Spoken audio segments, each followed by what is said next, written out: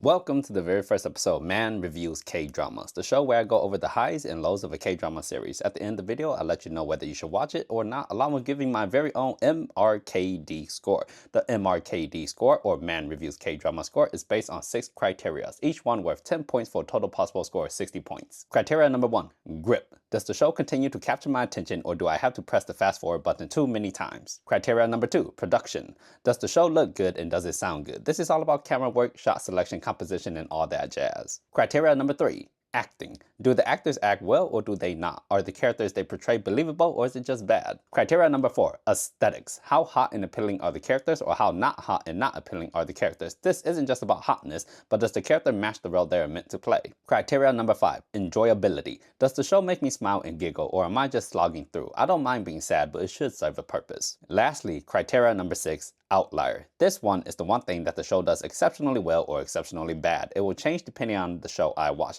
Could be the music, could be literally one scene, who knows. Before we get started, all these are my own opinions and you can make your own. Now let us begin. My Dearest, Nemesis, a recent romantic comedy that dropped in February of 2025. It spans 12 one-hour length episodes and follows Bak Soo-jung, our female lead, played by actress Moon Ga-yoon. She's head of planning at a big department store and is a big workaholic, so much so that she drives her directors to quit. Her nickname is the Director Killer. After driving off the latest director, a new one is established, Bon Joo-yeong, played by Choi Hung-wook. However, he is secretly the future CEO of the company. A very long time ago, Bak Soo-jung played a video game and fell in love with a character known as Black Dragon. Upon meeting Black Dragon in real life, it turns out Black Dragon was just a middle schooler and she was a high schooler at the time. After one of the most cringy, skin-crawling love confessions I've ever seen anyone do, the middle schooler grew up to be Bon Joo, the future CEO of the company, and thus with the face intertwined in the workforce, forced to meet one another because of work, hijinks, and drama ensues. It's not too different from your typical, my boss has power over me, but I'm a strong female lead, so I'll fight back as well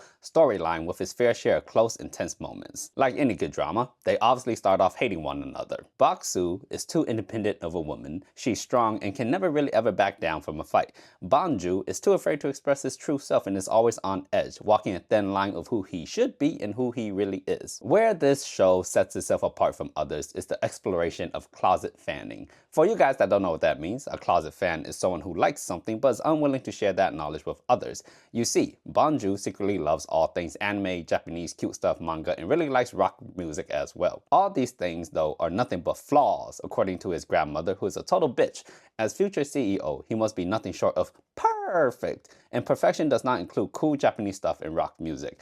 Even though the years have passed, Bon Joo can't release himself from his inner desires. Worse off, he is terrified of anyone learning about his interests, but he can't let it go. He sneaks off to concerts wearing clothes that you may or may not think is cool and has a total blast. He has a super cool man cave, which I think is pretty cool, and he's terribly terrified of his grandmother learning all about it. So when Bak Soo sent him a picture of him at the concert, he totally flips out. With haste, he enters into a contract with Bak Soo in exchange for keeping a secret. Bon Joo guarantees that she will keep her job. But here's the thing about Bak Soo. She doesn't give a damn about Bon Joo's secret. She honestly just does not. She needs a job to pay bills, and this company pays quite a bit.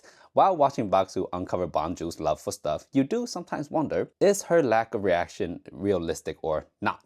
And then I thought about it. I also don't give a damn what other people like, no matter how weird or niche it is. When I was younger, I was definitely more judgmental, but as I get older, I care less and less, so I totally vibes with it. This does make sense because Bak Soo is older than Bon Joo, if you want to connect the realism that way, and I appreciate how no one really plays up the age difference between the two main love interests. It's slightly touched on, but it's never a point of contention. What is, though, is that good old work relationship between boss and subordinate. That usual, she slept with the boss and that's why she got her current position shenanigans. Nothing too serious, but it exists and it didn't really do too much for me. Every good, slow burn relationship has that secondary relationship that ignites immediately, but is stomped out just as quickly for whatever reason. Main girl has a girl best friend, and main dude has an older brother. Those two hook up upon first encounter and smash. In order for their love to work, she has to overcome her sense of self-independence. He, on the other hand, has to go after what he wants instead of just going with the flow. This side relationship is a nice contrast with the main one. What keeps the story going is the ever-present plot of doubling the company's sales, a task Bon Joo must complete if he is to become CEO and get his grandmother's approval.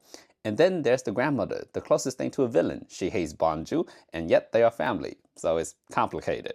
She stands in the way of the main relationship and is stubbornly against Bonju's love for anime and stuff. Together, after the ups and downs that dramas are known for, Bonju and Baksu work together to achieve their happily ever after.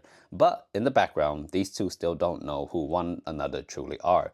It's a ticking time bomb that keeps the suspense heavy in the air. On one hand, you hope that Baksu doesn't blow her shit when she discovers that Bonju is that cringy middle schooler. And on the other hand, you hope that Bonju doesn't blow his shit when everything is going a bit too well and the moment finally arrives. Well, things kind of goes to shit. This drama does have a happy ending and overall pretty darn good. Time for the MRKD score. For Grip, this show had me losing sleep. Each episode bled right into the next one, 7 out of 10. For production, it was great, 8 out of 10. The only reason why it's not higher is because I can't remember a single moment that really had me hyper overly emotional. For acting, 10 out of 10. It might be because I don't speak the language and it's hard for me to understand the nuance of the acting, but it looked good to me.